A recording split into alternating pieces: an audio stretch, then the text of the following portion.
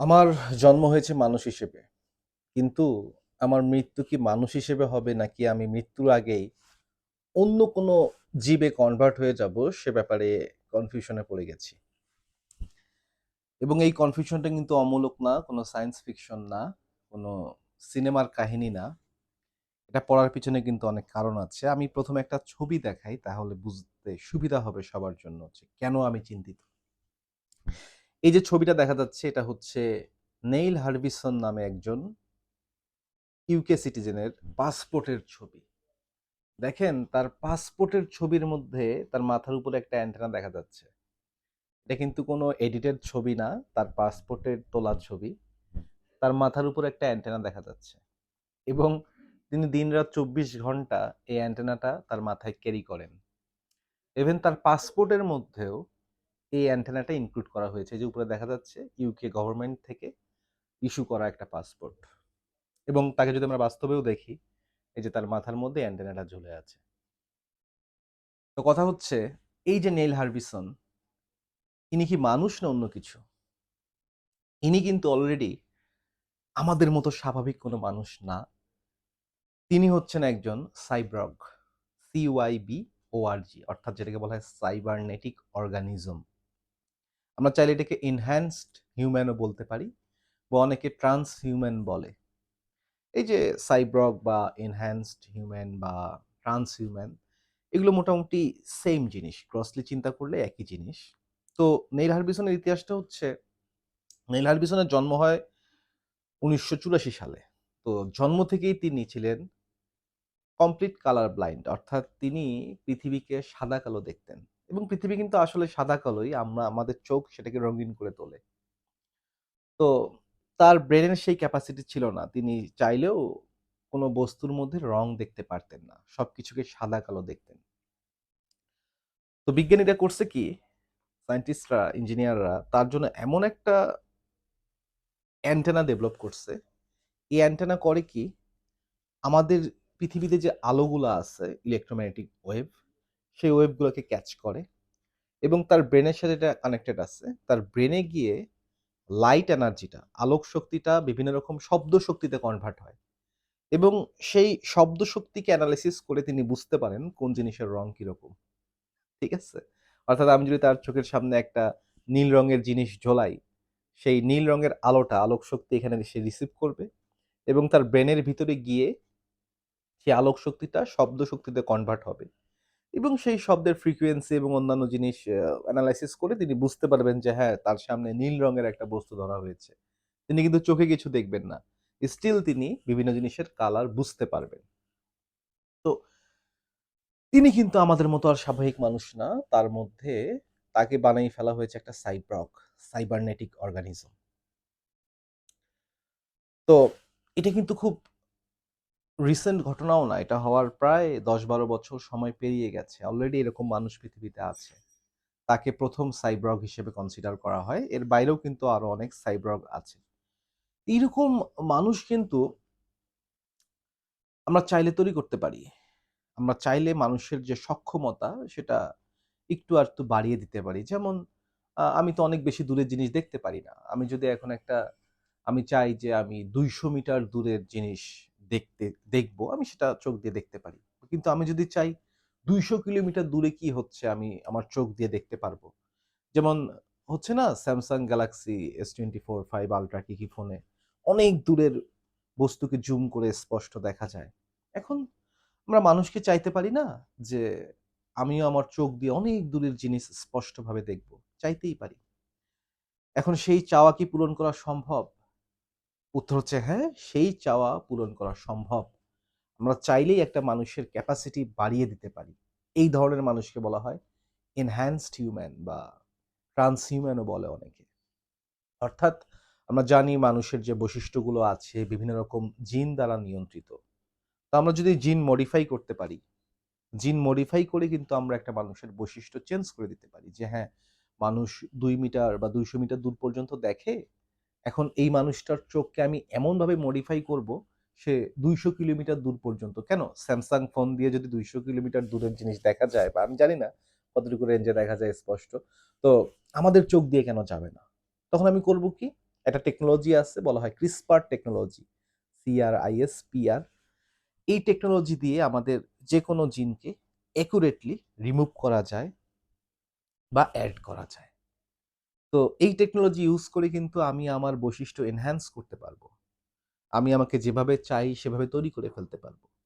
এবং অলরেডি কিন্তু এটার ইউজ মানুষ করছে বিভিন্ন রোগ ব্যাধির ক্ষেত্রে। যেমন দেখা যায় থ্যালাসেমিয়া বা ক্যান্সার জাতীয় রোগে যে দেখা যায় আমাদের থ্যালাসেমিয়ার পিছনে কিছু জিন দায়ী, বা আমাদের ক্যান্সারের পিছনেও বেশিরভাগ সময় জিন দায়ী থাকে। সেই জিনগুলোকে ক্রিসপার টেকনোলজির মাধ্যমে সরিয়ে ফেলা হচ্ছে এবং এরপর মানুষটা কিন্তু সুস্থ হয়ে যাচ্ছে, বা রোগ হবার অনেক আগেই আমরা রোগটাকে প্রতিরোধ করতে পারছি এই টেকনোলজির মাধ্যমে। তো আমরা সামনের দিনে চাইলে কিন্তু মানুষের এরকম করতে পারবো। আমরা জেনেটিক মডিফিকেশনের মাধ্যমে একটা মানুষকে অনেক বেশি শক্তিশালী করে তুলতে পারবো। আম তার দেখার ক্যাপাসিটি, শোনার ক্যাপাসিটি, ঘ্রাণের ক্যাপাসিটি অনেক বেশি বাড়িয়ে দিতে পারবো। অনেকটা আমরা তাকে সুপার হিউম্যানও বলতে পারি। যে সে অনেক দূরে জিনিস দেখতে পারে। আমাদের কাছে এখন মনে হয় ব্যাপারটা সুপার হিউম্যান। বাট এটাকে সুপার হিউম্যান আর বলা হচ্ছে না। এটাকে এখন আমরা বলে থাকি এনহ্যান্সড হিউম্যান। অর্থাৎ মানুষকে এনহ্যান্স করা হয়েছে। মানুষের সক্ষমতা বাড়ানো হয়েছে। বা ট্রান্স হিউম্যানও বলা যেতে পারে। এভাবে কিন্তু মানুষের মধ্যে প্রস্থেটিক হাত, পা, বিভিন্ন অঙ্গ যোগ করা হচ্ছে। এই জিনিসটা আমরা বুঝতেই পারি যে হ্যাঁ, এটা তো হওয়া সম্ভব। একটা মানুষের জেনেটিক মডিফিকেশন এর মাধ্যমে তার সক্ষমতা বাড়ানো যায়। কিন্তু কেমন হবে আমরা যদি আর মানুষকে মানুষ না রাখি? আমরা মানুষ থেকে যদি ফানুস বা ধানুষ হয়ে যাই, এটা কি হওয়া সম্ভব? আমার মনে হয় আমাদের জীবদ্দশাতেই এটা সম্ভব হবে। টেকনোলজি যেদিকে আগাচ্ছে, যেভাবে আগাচ্ছে, যে গতিতে আগাচ্ছে, আমাদের জীবদ্দশাতেই আমরাই হয়তো মানুষ থেকে ধানুষ হয়ে যাব। ধানুষ বলে আবার আমি ইন্ডিয়ান ওই সিঙ্গারকে বুঝাচ্ছি না। মানে আমি বলতেছি মানুষের একটা আপডেটেড ভার্সন ধানুষ। এবং এই ধানুষকের কিন্তু সায়েন্সে একটা নাম দেয়া আছে, সেটাকে বলা হয় পোস্ট হিউম্যান। অর্থাৎ আমরা মানব জাতি থেকে হিউম্যান থেকে পোস্ট হিউম্যানে কনভার্ট হয়ে যেতে পারি। হয়ে যাব আমরা, অচিরেই হয়ে যাব। হয়তো আমাদের জীবদ্দশাতেই সেটা সম্ভব হবে। তো এই ব্যাপারটা আসলে কি হবে? আমরা মানুষ কিন্তু বিবর্তিত হতে পারি। তো বিবর্তন বলতে আমরা বুঝি যে হাজার, হাজার বছর ধরে একটা ঘটনা ঘটে। একটা প্রজাতি চেঞ্জ হয় আরেকটা প্রজাতিতে পরিণত হয় বা বৈশিষ্ট্যে চেঞ্জ আসে। কিন্তু আ অবাক করা ব্যাপার হয়তো অনেকের কাছে লাগবে। মানুষ কিন্তু চাইলে কৃত্রিমভাবেও বিবর্তন ঘটাতে পারে। এবং আজকে থেকে প্রায় ৫০-৬০ বছর আগেই রাশিয়াতে দিমিত্রি বেলায়েভ নামে একজন সায়েন্টিস্ট কৃত্রিম একটা বিবর্তন ঘটিয়েছিলেন। আমরা নেকড়েকে সবাই চিনি, কুকুরকেও চিনি। এই নেকড়ে আর কুকুর কিন্তু আসলে একই প্রজাতির প্রাণী। এদের মধ্যে যদি বিয়ে হয়, তাদের কিন্তু বাচ্চা হবে এবং সেই বাচ্চাও কিন্তু নতুন বাচ্চার জন্ম দিতে পারবে। অর্থাৎ এই বৈশিষ্ট্য যদি কেউ ফলো করতে পারে, আমরা সেই ২ টা প্রাণীকে একই প্রজাতির অন্তর্ভুক্ত ধরি। তো এই যে নেকড়ে থেকে কুকুর, এটা কিন্তু বিবর্তনের মাধ্যমে, কৃত্রিম বিবর্তনের মাধ্যমে একবার তৈরি করা হয়েছিল। দিমিত্রি বেলায়েভ নামে একজন রাশিয়ান সায়েন্টিস্ট এই কাজটা করেছিলেন। তিনি কিছু নেকড়েকে নিয়ে আসলেন। তো নেকড়ে তো অনেক বেশি হিংস্র একটা প্রাণী। তো সেই নেকড়েগুলোর মধ্যেও কিন্তু কিছু, কিছু নেকড়ে ছিল যাদের মধ্যে হিংস্রতা একটু কম হিংস্র তারা।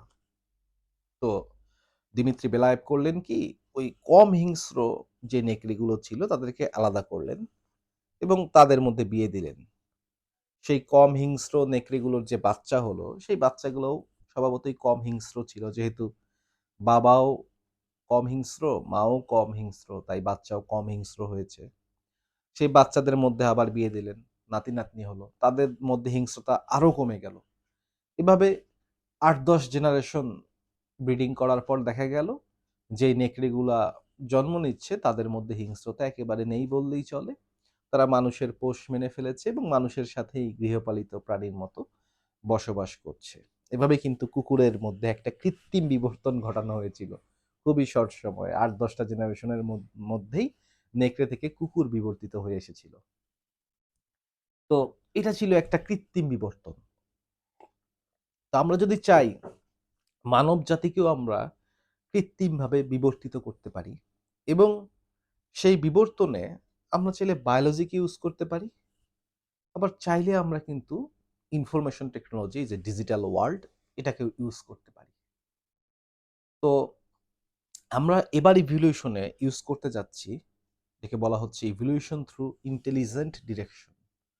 অর্থাৎ আমরা ইভলিউশনটাকে নিয়ন্ত্রণ করব অনির্দিষ্টভাবে না, আমরা নির্দিষ্ট একটা দিকে আমরা বুদ্ধি প্রয়োগ করে নির্দিষ্ট একটা ডিরেকশনে আমাদেরকে ইভলিউশনের দিকে নিয়ে যাব। তো এটা কিভাবে সম্ভব হবে? এক্ষেত্রে কাজ করছে বিভিন্ন কোম্পানি এখনো আছে। আপনারা হয়তো ইলন মাস্কের নিউরালিঙ্কের নাম শুনেছেন। এই জাতীয় কোম্পানিগুলো যে কাজটা করার চেষ্টা করছে সেটা হচ্ছে মাইন্ড আপলোডিং। অর্থাৎ আমি তো একটা মানুষ, তাই না? মানুষ মানে কি? আমি একটা প্রাণী বা আমি একটা বস্তু। একটা বস্তু মানে সে হচ্ছে বিভিন্ন রকম ডেটার সমষ্টি। তার মধ্যে অনেকগুলা ডাটা আছে। এই তো? যে আমার গায়ের কালার এমন হবে, আমার চোখ এরকম হবে, আমার হাইট এত হবে, ওয়েট এত হবে। হ্যাঁ, আমার শক্তিমত্তা এরকম হবে। এই তো, এই ইনফরমেশন গুলাই তো আমি। এর বাইরে তো কিছু না। পৃথিবীতে সবকিছুই কিন্তু বিভিন্ন ইনফরমেশনের সমষ্টি, ডাটার সমষ্টি। এই ডাটাগুলো কিন্তু আমাদের বডির বিভিন্ন সেলের মধ্যে বা আমরা বলতে পারি আমাদের জিনের মধ্যে কোড করা আছে। যে আমরা কেমন হব, কি করব, না করব, আমাদের চিন্তাভাবনা কেমন হবে। তো আমরা জন্মের সময় বেশ কিছু ডাটা নিয়ে জন্ম নেই। আমাদের জেনেটিক কোডের মধ্যে বেশ কিছু ডাটা থাকে। আবার আমরা যখন বড় হচ্ছি, আমরা কিন্তু পৃথিবী থেকে অনেকগুলো ডাটা ক্যাপচার করতেছি। আমরা অনেক কিছু জানতেছি। যেমন আমার যখন জন্ম হয়েছে তখন তো আমি জানতাম না যে বাংলাদেশ কত সালে স্বাধীন হয়। বাট এখন আমি জানি। তাই না? অর্থাৎ প্রতি মুহূর্তেই কিন্তু আমাদের মেমোরিতে নতুন কিছু ডাটা এসে ঢুকতেছে। তো কিছু ডাটা আছে যেটা আমাদের বৈশিষ্ট্যগুলোকে নিয়ন্ত্রণ করতেছে, আবার কিছু ডাটা যেগুলো আমার মধ্যে স্টোর করা আছে এবং সেই ডাটাগুলো কিন্তু আমার আচরণকে প্রভাবিত করে। যে আমি জানি বড়দের সামনে বড়দের সাথে অ্যা ভদ্রভাবে কথা বলতে হবে, নাম ধরে ডাকা যাবে না। এইসব বিভিন্ন ইনফরমেশন বা ডাটা আমার মাথায় কালেক্ট হয়েছে এবং সেই ডাটাগুলোর বেসিসেই কিন্তু আমি বিহেভ করি। তাই না? যে এখন আমি চাইলে কিন্তু আ খালি গায়ে এসে ভিডিও করতে পারতাম। বাট আমার বয়স ২৫-২৬ বছর বয়স হয়েছে। আমি শিখেছি যে না, মানুষের সামনে খালি গায়ে এসে এভাবে ভিডিও করা যায় না। তাই আমি শার্ট পরে চলে এসেছি। তো আজকে যদি এই ডাটা আমার মধ্যে না থাকতো, যে আমার মধ্যে এই ডাটাটা আছে যে শার্ট পরে ভিডিও করা উচিত। তাই কিন্তু আমার আচরণটা সেটা দিয়ে প্রভাবিত হইছে যে আমি শার্ট পরেই ভিডিও করতে এসেছি। বা আমি চাইলে এখন আ আঞ্চলিক ভাষায় কথা বলতে পারতাম। রংপুর বা চট্টগ্রামের আঞ্চলিক ভাষায় কথা বলতে পারতাম। বাট আমি জানি যে আমি আঞ্চলিক ভাষায় কথা বললে সকল অডিয়েন্স কিন্তু আমার কথা বুঝতে পারবে না। এই যে জ্ঞানটা বা ইনফরমেশনটা আমার মধ্যে আছে যে আঞ্চলিক ভাষায় কথা বললে সবাই এটা বুঝতে পারবে না। তাই আমি দেখা যাচ্ছে একটা প্রমিত একটা বাংলায় কথা বলার চেষ্টা করছি। অর্থাৎ আমার যে আচরণ সেটা কিন্তু আমার মধ্যে যে ডেটা গুলো আছে, ইনফরমেশন গুলো আছে সেটা দ্বারা প্রভাবিত হয় এবং সেটার সাপেক্ষেই কিন্তু আমি আচরণগুলো করি। তাহলে একটা হচ্ছে আমার শারীরিক বৈশিষ্ট্য, আরেকটা হচ্ছে আমার আচরণ। এই তো, এই তো দেখে মানুষ আমার মধ্যে, তাই না? আমার ভিতরে কি চিন্তা ভাবনা হচ্ছে সেটা তো আর দেখা যাচ্ছে না। বা সত্য কথা হচ্ছে আমার ভিতরে যে চিন্তা ভাবনাগুলো হচ্ছে সেগুলিরই কিন্তু একটা বাহ্যিক প্রতিফলন হচ্ছে আমার আচরণ। তো বিজ্ঞানীরা যেটা চেষ্টা করছে সেটা হচ্ছে মাইন্ড আপলোডিং। মাইন্ড আপলোডিং এর মাধ্যমে কি করা হবে? আমাদের ১ নম্বরে জেনেটিক যে ব্যাপারটা এটা তো ইজিলি এখন সহজ হয়ে গেছে। আমার জিনে কি আছে না আছে এটা কিন্তু অটোমেটিক খুব সহজেই বুঝে ফেলা সম্ভব আমার বাহ্যিক বৈশিষ্ট্যগুলো। বাট আমার আচার-আচরণ কেমন হবে এটাও কিন্তু চাইলে আমরা আ ডেটার মাধ্যমে নিয়ে আসতে পারি। তো এইজন্য যেই প্রজেক্টটা চলতেছে সেটাকে বলা হয় হোল ব্রেইন ইভ্যালুয়েশন। এই হোল ব্রেইন ইভ্যালুয়েশন এর মাধ্যমে যেটা করা হচ্ছে সেটা হচ্ছে আমাদের ব্রেইনের মধ্যে যে ডেটাগুলো আছে সেই ডেটাগুলোকে আমরা কম্পিউটারাইজড করার চেষ্টা করছি। অর্থাৎ 1010 যে ডিজিটাল কোড আছে সেই কোডের মধ্যে নিয়ে আসার চেষ্টা করছি। তো কোনোভাবে যদি আমার মাইন্ডটা আপলোড করা যায়, যেমন আমরা অনেক ডাটা পেন ড্রাইভে আপলোড করি। আমার মনের সকল চিন্তা ভাবনা এবং আমার সকল মেমোরিজ কিন্তু হয়তো অদূর ভবিষ্যতে একটা পেন ড্রাইভের মধ্যে আপলোড করা যাবে। এবং এই পেন ড্রাইভটাকে নিয়ে আমি একটা রোবটের মধ্যে দিয়ে দিব। অর্থাৎ আমার মধ্যে যত ইনফরমেশন আছে, আমার ব্রেনের মধ্যে যত কালচার আছে, যত নলেজ আছে, যত চিন্তাধারা আছে, সেগুলোকে আমি মাইন্ড আপলোডের মাধ্যমে আমি ডিজিটাল ভার্সন তৈরি করে ফেলব। এবং সেই ডিজিটাল একটা পেন ড্রাইভ আমি নিয়ে একটা রোবটের মধ্যে ইনসার্ট করে দিব। এবং দেখা যাবে সেই রোবটের আচার-আচরণ, কথাবার্তা, ব্যবহার সব আমাকে রেপ্লিকেট করতেছে। অর্থাৎ আমার মধ্যে আমি যদি এখন আমার মাথার মধ্যে যে ইনফরমেশন গুলো আছে, যে চিন্তাভাবনাগুলো আছে ওই রোবটকে দিয়ে দেই। আ রোবট দেখা যাবে আমার মতো আচরণ করতেছে এবং সেই রোবটের সাথে কথাবার্তা বললে কেউ ধরতেও পারবে না যে সেটা কি আসলে রোবট নাকি আমি নিজে। তো এই যে মানুষকে মানুষের যে ব্রেনের ইনফরমেশন গুলা এটাকে ডিজিটালি আপলোড করে ফেলা, এর মাধ্যমেই যেই জাতির জন্ম হবে সেই জাতিকে বলা হবে পোস্ট হিউম্যান। এবং এটাও কিন্তু একটা বিবর্তন। আমরা কিন্তু সামনে হয়তো আর রক্ত মাংসের মানুষ থাকবো না। আমাদের একটা প্রস্থেটিক বডি থাকবে যেটা তৈরি করা হবে সম্ভবত সিলিকন দিয়ে। হুম? সিলিকন দিয়ে তৈরি করা হবে। ধরলে অনেকটা মানুষের শরীরের মতোই লাগবে। হ্যাঁ? টেক্সচার, অ্যাপিয়ারেন্স মানুষের শরীরের মতোই হবে। বাট সেই শরীরে কোনো রক্ত মাংস থাকবে না। রোগ ব্যাধি হওয়ার সম্ভাবনা নেই। এবং ওর মধ্যে ওটা একটা ডিজিটাল যন্ত্র হবে যে যন্ত্রের মধ্যে আমার সকল ইনফরমেশন দেয়া থাকবে। এবং সে কিন্তু আমার মতো করেই সবকিছু পারসিভ করতে পারবে। পাশাপাশি সে আমার মতোই বিহেভ করবে, আমার মতোই চিন্তাভাবনা করবে, আমার মতোই তাকে দেখে কেউ বুঝতেও পারবে না যে সে আমি না। এখন চাইলেই কিন্তু আমার মতো আমার একটা পুতুল বানিয়ে ফেলা সম্ভব। দেখতে একেবারে আমার মতো হবে। সিলিকন দিয়ে একটা এরকম পুতুল বানিয়ে ফেলা সম্ভব। এবং সেই পুতুলটা হবে একটা রোবট। সেই রোবটে আমার মাইন্ড ১ম এ আমার মাইন্ডকে আপলোড করা হবে। আমার যে পুরো ব্রেইনটা আছে, নার্ভাস সিস্টেম আছে এটাকে আপলোড করা হবে একটা পেন ড্রাইভের মধ্যে। সেই পেন ড্রাইভটা ওই পুতুলে যদি ইনসার্ট করে দেওয়া হয়, পুতুল তো আগে থেকেই দেখতে আমার মতো। এবার সেই পুতুলের যে আচার-আচরণ, ব্যবহার, হাঁটা, চলাফেরা সবকিছুই আমার মতো হবে। অর্থাৎ এমন হতে পারে আমি যদি আমার মাইন্ড আপলোড করে রাখি, এরপর আমি যদি মারা যাই, ওই মাইন্ডটা, ওই পেন ড্রাইভটা যেই পুতুলের মধ্যে থাকবে সেই পুতুল আমার মতো করেই ঘুরে বেড়াতে পারবে। কেউ কোনোদিন ধরতেও পারবে না যে সে আসলে আমি না, আমার একটা ডিজিটাল ভার্সন। আর সেই পুতুলকে বলা হবে পোস্ট হিউম্যান। এটা কিন্তু হওয়া সম্ভব। এটা নিয়ে বিস্তর কাজ চলছে। অনেকটা অগ্রগতিও দেখা যাচ্ছে। আমরা বিভিন্ন প্রাণীর ব্রেইনকে আ এরকম নিউরালিঙ্কের মাধ্যমে ডিজিটালি কনভার্ট করতে পেরেছি আংশিকভাবে। নিউরালিঙ্কে করা হচ্ছে এগুলো। দেখা যাচ্ছে বিভিন্ন প্রাণী গেম খেলতে পারতেছে মানুষের মতো। আ টিয়া পাখি নাম্বার গুনতে পারতেছে। তো এগুলো সম্ভব হলো কিভাবে? এগুলো সম্ভব হচ্ছে এই মাইন্ড আপলোডিং এর মাধ্যমে। তো যদি এই মাইন্ড আপলোড করা সম্ভব হয়, আমি বিশ্বাস করি হবে।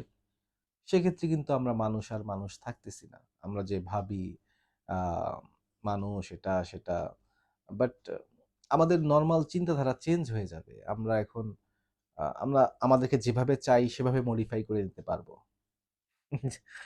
আমরা যদি চাই যে আমার মধ্যে অনেক ইনফরমেশন থাকবে। যেমন এই যে ইয়ার কথাটাই বলি।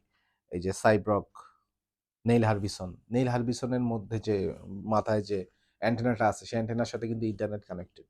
তো সেই ইন্টারনেট থেকে ইনফরমেশনও চাইলে কিন্তু নিতে পারবে। সামনে যদি আরো আপডেট হয়, সে তাকে একটা কোয়েশ্চেন জিজ্ঞেস করলে সে সেটা গুগল করে অ্যান্সার দিয়ে দিতে পারবে সাথে, সাথে। তো এখন যে আমরা চিন্তা করি যে অনেক কিছু মুখস্থ করতে হবে, এটার হয়তো সামনে আর কোনো প্রয়োজন হবে না। বিকজ যেকোনো ইনফরমেশন সে ওয়েবসাইট থেকে এনে বলে দিতে পারবে। আমাদের মাথার সাথেই ইন্টারনেট কানেক্টেড থাকবে। ইভেন আমি মনে করি আমাদের মানুষের যে বুদ্ধিমত্তা নিয়ে অনেক অহংকার, অনেক বড়াই, এটারও আসলে সামনে কোনো গুরুত্ব থাকবে না। বিকজ অলরেডি আর্টিফিশিয়াল ইন্টেলিজেন্স মানুষের চেয়ে বুদ্ধিমান বলেই একজন সাধারণ মানুষের চেয়ে বুদ্ধিমান বলেই আমার মনে হচ্ছে। তো যদি আমাদের ডিজিটাল ভার্সন তৈরি করা সম্ভব হয়, সেই ডিজিটাল ভার্সনে তো অবশ্যই ইন্টারনেট কানেক্টেড রাখা সম্ভব। এবং সেই ইন্টারনেটের মাধ্যমে সে এআই ইউজ করে খুব স্মার্টলি কিন্তু বিহেভ করতে পারবে। স্মার্টলি সব প্রবলেম সলভ করতে পারবে। তো উম আসলেই একটা চিন্তার বিষয় বা কল্পনাকেও হার মানায় যে আমরা আসলে কোন দিকে যাচ্ছি। আদৌ আমাদের কোনো মৃত্যু হবে কিনা? অর্থাৎ মৃত্যুর পরেও কিন্তু আমাদের যে চেতনা, কনশাসনেস সেটা কিন্তু এখন কনশাসনেস কি জিনিস সেটা নিয়ে আমি আরেকদিন আলোচনা করব। অর্কেস্ট্রেটেড অবজেক্টিভ রিডাকশন একটা থিওরি আছে। হাউএভার আমাদের যে আমরা আমাদের আমি আমার কাছে যাই হই, আমি সমাজের কাছে যেটা, সমাজ আমাকে ভাবে যে হ্যাঁ, রাহাত দেখতে এরকম, এতটুকু হাইট, এভাবে কথা বলে, এটা করে, সেটা করে। ওরকম একটা বডি কিন্তু আমি মানব সভ্যতার কাছে রেখে যেতে পারবো। হয়তো আমি থাকবো না। আমার কনশাসনেস যে আমি বুঝতে পারি এটা সেটা, আমার কনশাসনেস হয়তো থাকবে না। কিন্তু আমাকে পৃথিবী যেভাবে দেখে সেই বডিটা থেকে যেতে পারবে। এবং এটা আমাদের জীবদ্দশাতেই আমরা যারা এখন আছি ইয়াং জেনারেশন আমরা হয়তো এটা দেখে যেতে পারবো। অর্থাৎ আমার কাছে আমি হয়তো মারা যাবো কিন্তু পুরা পৃথিবীর কাছে আমি জীবিত থাকবো। সহজ কথায় বলতে গেলে এটাই। তো যদি আমি ডিজিটালি কনভার্ট হয়ে যেতে পারি বা আমি বলতে শুধু আমি বুঝাচ্ছি না, আমাদের সবাইকেই বুঝাচ্ছি। আমরা যদি ডিজিটালি কনভার্ট হয়ে যেতে পারি, সেক্ষেত্রে পৃথিবীর কাছে আমরা অমর থাকবো। হয়তো আমার কাছে আমি মারা যাবো একটা সময়, কিন্তু পুরো পৃথিবী আমাকে কিন্তু পাবে শেষ পর্যন্ত। কারণ আমি ডিজিটালি টিকে থাকবো। আমার পেন ড্রাইভটা ওই রোবটটার যদি কোনো ক্ষতিও হয়, রোবটটার ক্ষতি হতে পারে, রোবটটা ভেঙে যেতে পারে। পুতুলটা আরকি আমার যে পুতুল তৈরি করা হবে। বাট ওর মধ্যে যে ইনফরমেশন গুলো আছে, সেই ইনফরমেশন গুলো আরেকটা পুতুলের মধ্যে দিলে সেই পুতুলটাও আমার মতো আচরণ করতে থাকবে। তো আ এজন্যই সামনের পৃথিবী যে কোন দিকে যাচ্ছে ব্যাপারটা এটা একটা হয়তো মানবজাতির শেষ রিভলিউশন হতে যাচ্ছে। এরপর আমরা আর মানুষ হয়তো আর থাকতেছি না। আমরা ডিজিটালি বিবর্তিত হয়ে যাচ্ছি। এতদিন বিবর্তন হয়েছে বায়োলজিক্যালি। আমরা যদি বিবর্তনের কথা ভাবি যে একটা ব্যাকটেরিয়াল সেল থেকে আজকে মানব জাত প্রজাতি পর্যন্ত এসেছে বায়োলজিক্যাল ইভলিউশন এর মাধ্যমে। বাট এখন ইভলিউশন হবে ইন্টেলিজেন্ট ডিরেকশন এর মাধ্যমে। এবং এই প্রসেসটা সম্পন্ন হবে ডিজিটালি। খুব দ্রুত এবং আমরা যেভাবে চাবো সেভাবেই কিন্তু ইভলিউশনটা হবে। এই হয়তো মানবজাতির শেষ ইভলিউশন। এরপরে মানুষ আর মানুষ থাকছে না। আমরা এর আগে আ বায়োলজিক্যালি এবং আমাদের বিভিন্ন বিপ্লবের মাধ্যমে আমি বলেছি এর আগেও যে কৃষি বিপ্লব, শিল্প বিপ্লব, তথ্য প্রযুক্তি বিপ্লবের মাধ্যমে আমরা কিন্তু কিছুটা আমাদের চিন্তাধারা ইভ্যালুয়েট করছে। এবার কিন্তু আমরা ডিজিটালি নিজেদেরকে ইভ্যালুয়েট করে আমরা মানুষ থেকে অর্থাৎ মানুষের বিবর্তন মানুষ নিজেই করে দিবে এবং সেটা করবে মানুষ ডিজিটালি। খুব অবাক করা ব্যাপার। তো দেখা যাক কি হয় সামনে। আশা করি আ দেখে যেতে পারবো মানুষের ডিজিটাল ইভলিউশন।